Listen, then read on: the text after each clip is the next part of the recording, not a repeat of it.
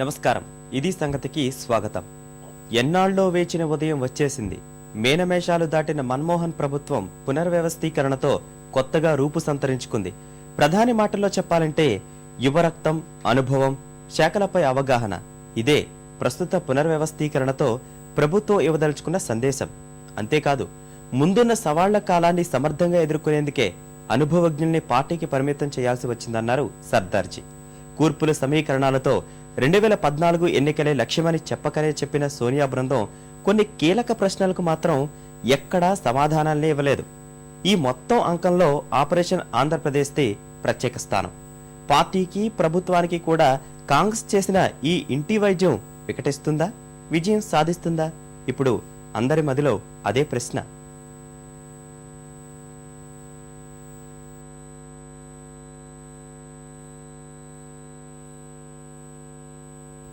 కాయకల్ప చికిత్స అంటూ కొంతకాలంగా హడావిడి చేస్తున్న కాంగ్రెస్ నేతృత్వంలోని యూపీఏ చివరకు భారీ మార్పులకే శ్రీకారం చుట్టింది. మంత్రివర్గ పునర్వ్యవస్థీకరణతో పాటే ఎన్నో అంశాలకు సమాధానం చెప్పే ప్రయత్నం చేసింది. అంటుకున్న అవినీతి మకిలిని వదిలించుకోవడం, ఆపరేషన్ ఆకర్ష్, కొత్త ఆశలు రేకెత్తించడం, ఇలా ఎన్నో సవాళ్లకు ప్రక్షాళన, పదవుల వ్యూహంతో ముందుకొచ్చింది. పాతాళానికి దిగజారిపోయిన ప్రతిష్టను తిరిగి తెచ్చుకునే ప్రయత్నం చేసింది. అసలు మార్పుకి నాంది పలకకుండానే యువరాజా వారి భవిష్య పట్టాభిషేకానికి కావలసిన ఏర్పాట్లన్నీ చేసేసింది. యువరక్తం, వందీ మాగాదులతో మంత్రివర్గాన్ని కొలువు తీర్చింది. రాహుల్కి ఏ పదవి లేకుండానే అన్ని పదవుల్లో ఆయన మార్కు ఉండేట్టు జాగ్రత్త పడింది.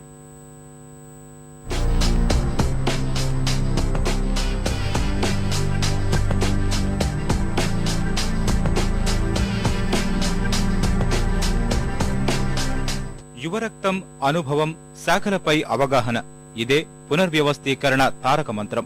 ముందున్నది అంతా సవాళ్ల కాలమే. దాన్ని సమర్థంగా ఎదుర్కొనేందుకే ఇంత పెద్ద కసరత్తు. అనుభవజ్ఞుల్ని పక్కకు పెట్టింది కేవలం వారి సేవల్ని పార్టీ కోసం వినియోగించుకోవాలనే. కొత్త మంత్రుల ప్రమాణ స్వీకారం పూర్తి కాగానే విలేకరులతో ఇష్టాగోష్ఠిలో ప్రధాని మన్మోహన్ సింగ్ అన్న మాటలివి. అదే ప్రజలకు యూపీఏ ఇవ్వదలుచుకున్న సందేశమని స్పష్టం చేశారు. మొత్తం 17 మంది కొత్తవారితో మంత్రివర్గాన్ని విస్తరించిన ప్రధాని పలువురికి పదోన్నతి కల్పించారు. అసలు విషయంలోకి వెళితే ప్రధాని చెప్పిన యువరక్తం, అనుభవం, శాఖలపై అవగాహన మేళవింపు మాట ఏమోగాని 2 రోజులుగా చోటు చేసుకున్న ప్రతి రాజీనామా, ప్రతి ప్రమాణ స్వీకారం వెనుక యూపీఏ పెద్దల దీర్ఘకాలిక వ్యూహాలు స్పష్టంగా కనిపిస్తాయి. వాటిల్లో ప్రధానమైనవి ప్రజల దృష్టి మళ్లింపు, అవినీతి మరకల్ని వదిలించుకునే ప్రయత్నం, రాహుల్ మానియాను బలోపేతం చేయడం, విధేయతకు వీరతాడు, ధిక్కారానికి తిరస్కారం అనే సంకేతాలే. కొత్తవారి కోసం వైదొలిగిన సీనియర్ల దగ్గర్నుంచి పరిశీలిస్తే విషయాలు ఒక్కోటి మరింత స్పష్టంగా అర్థమవుతాయి. ఎస్ఎం కృష్ణ, అంబికా సోని, ముకుల్ వాస్నిక్, సుబోధ్ కంద్ సహాయ్, మహాదేవ్ ఖండేలా, విన్సెంట్ పాలా, అగాధా సంగ్మా. వీరిలో ఎస్ఎం కృష్ణ, ముకుల్ వాస్నిక్లపై తీవ్ర అవినీతి అభియోగాలు ఉన్నాయి. తారిఖ్ అన్వర్ కోసం తప్పించారని చెబుతున్న అగాధా సంగ్మా విషయానికొస్తే ఇటీవల రాష్ట్రపతి ఎన్నికల్లో ఆమె తండ్రి కాంగ్రెస్ కి ఎదురేగి ప్రణబ్ పై పోటీకి నిలిచారు. వాటిని బట్టి చూస్తే అవినీతిని దూరంగా పెట్టడం, ఎదురు తిరిగిన వారిని సాగనంపడం తమ విధానం అని చెప్పే ప్రయత్నం చేశారు. కాని అదే సమయంలో నిండా మునిగిన సల్మాన్ ఖుర్షీద్ వంటి విషయంలో అపార ఆదరణ చూపి ఏకంగా విదేశాంగ మంత్రిగా నియమించారు. విదేశాంగ మంత్రి సల్మాన్ ఖుర్షీద్ కి పదోన్నతి ఇవ్వడం ఆశ్చర్యకరమే. గతంలో ఏ బాధ్యతను ఇచ్చినా సమర్థవంతంగా నిర్వహించిన వ్యక్తిగా గుర్తింపు ఉంది. అయితే వికలాంగులకు చేయూత పేరుతో ఆయన భార్య లూసీ ఖుర్షీద్ నేతృత్వంలోని స్వచ్ఛంద సంస్థ లావాదేవీలపై వివాదాలు తలెత్తాయి. నిధుల కోసం అధికారుల నకిలీ సంతకాలు చేయడం సహా సల్మాన్ ఖుర్షీద్ పేరు వినియోగించుకున్నారని విమర్శలు తలెత్తాయి. వీటిపై వివరణ ఇచ్చిన ఆయన విలేకరుల ప్రశ్నలపై అర్థం లేని ఆవేశం ప్రదర్శించారు. స్వచ్ఛంద సంస్థపై ఆరోపణలు చేసిన అవినీతి వ్యతిరేక ఉద్యమకారుడు అరవింద్ కేజ్రీవాల్ అంతు చూస్తానని బెదిరించారు. ఇవి ప్రభుత్వానికి సమస్యలు తీసుకువచ్చాయి. అయినా ఆయనకి అందాల్సిన అందలం అందించేశారు. మరోవైపు 2014 సాధారణ ఎన్నికలు, త్వరలో జరగనున్న వివిధ రాష్ట్రాల శాసనసభలకు జరిగే ఎన్నికల దృష్ట్యా పునర్వ్యవస్థీకరణలో పెద్ద కసరత్తే చేశారు. గుజరాత్, హిమాచల్ ప్రదేశ్ నుంచి ఒక్కొక్కరికి కేబినెట్ హోదాలో అవకాశమిచ్చి తమ ఉద్దేశాన్ని చాటారు. శాఖల మార్పుల్లోనూ అధిష్టాన ముద్ర స్పష్టంగా ఉండేట్టు చూసుకున్నారు. 16 ఏళ్ల తర్వాత రైల్వే శాఖను తిరిగి చేజిక్కించుకున్న పవన్ కుమార్ బన్సల్నే తీసుకుంటే ఆయన నెహ్రూ, గాంధీ కుటుంబానికి వీర విధేయుడు. సమాచార ప్రసార శాఖను దక్కించుకున్న మనీష్ తివారీది అదే పరిస్థితి. అవసరమైన చోటల్లా ప్రభుత్వ విధానాల్ని వెనకేసుకుని రావడంలో తివారీ మాంచి దిట్ట.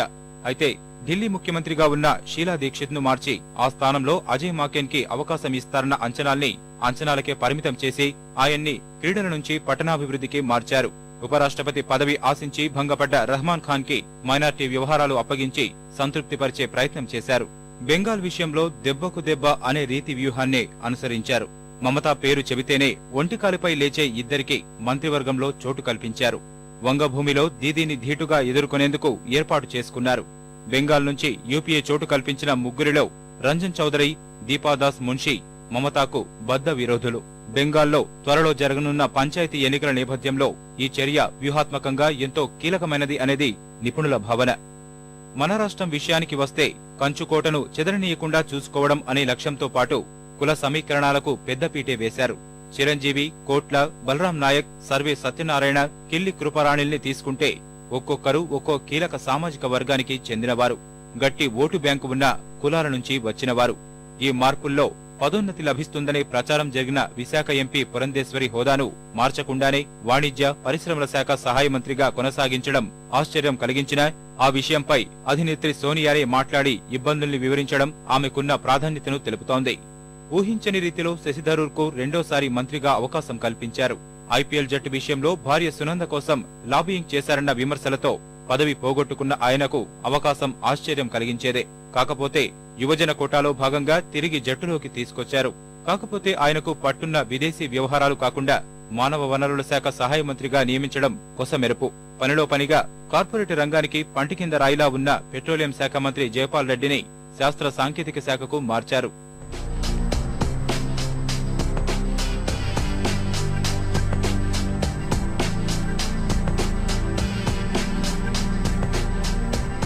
ఆయన స్థానంలో వీరప్ప మొయిలికి బాధ్యతలు అప్పగించారు.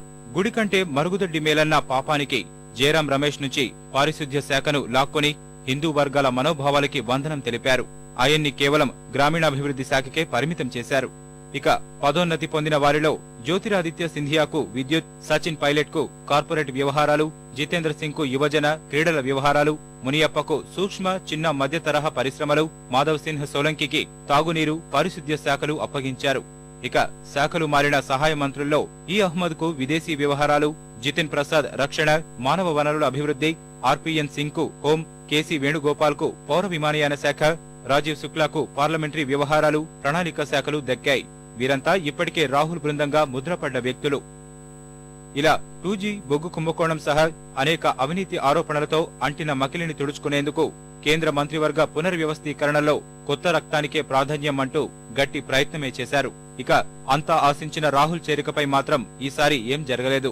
ప్రధాని స్వయంగా రమ్మని పిలిచినా పార్టీ పటిష్టం తర్వాతే పదవులు అన్న రాహుల్ రానున్న ఎన్నికలే తన లక్ష్యమని సంకేతాలిచ్చారు. కానీ ఇప్పటికే ఆయన బృందం మొత్తాన్ని మంత్రివర్గంలో ప్రవేశపెట్టడంతో పాటు కాస్త అనుభవం వచ్చిన వారికి కీలక బాధ్యతలు ఇచ్చేలా జాగ్రత్తలు పడ్డారు. అంటే జట్టుని పూర్తిగా సిద్ధం చేశారు. నాయకుడు మాత్రం 2014 తర్వాతనే విజయంతో దర్జాగా ఆ స్థానాన్ని అందుకోవాలనేది కాంగేయుల కల. దీని వెనుక పెద్ద వ్యూహమే ఉంది. వాటిల్లో ప్రధానమైనది ఎలాంటి సమస్యలు తలెత్తకుండా జాగ్రత్త పడడం. 2014 ఎన్నికలు జరిగే వరకు ప్రభుత్వం సాఫీగా సాగాలనే ఆలోచన. రాజకీయ బిడియాన్ని పోగొట్టి రాహుల్ గాంధీని మరింత సంసిద్ధం చేయడం. పరిస్థితులు తనకు అనుకూలంగా మారే వరకు ముందడుగు వేయొద్దన్న రాహుల్ గాంధీ నిర్ణయాన్ని గౌరవించడం. ఎందుకంటే ప్రజల మనసులు గెలవడానికి ఇంకా ఎంతో చేయాల్సి ఉందనేది రాహుల్ అంతరంగమనేది పార్టీ వర్గాల సమాచారం. వీటన్నింటి నేపథ్యంలోనే ముందస్తు ఎన్నికల అంచనాల్ని తోసిపుచ్చిన ప్రధాని దాదాపుగా ఇదే ఆఖరి దఫా విస్తరణ అని స్పష్టం చేశారు.